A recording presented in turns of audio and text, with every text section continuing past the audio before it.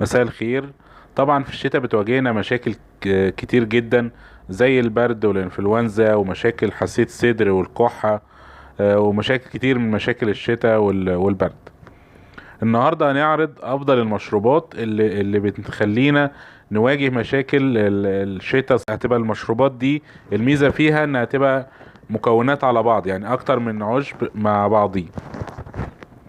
المشروب الاول هيبقى عبارة عن الاخنسيا مع الشاي الاخضر مع نص ليمونة.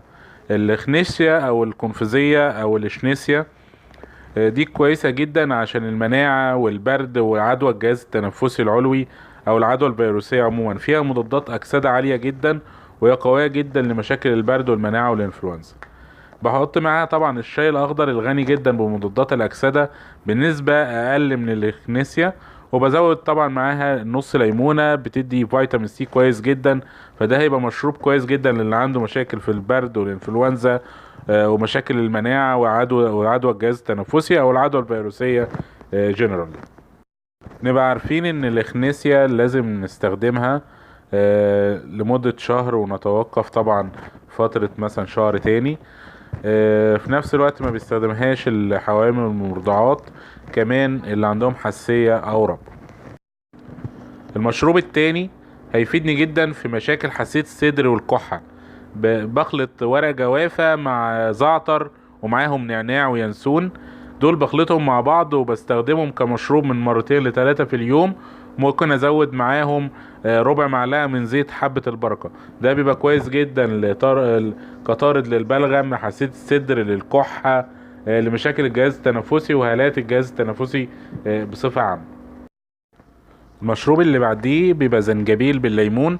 ده مشروب هايل جدا، بيدعم الجهاز المناعي بصورة عالية جدا.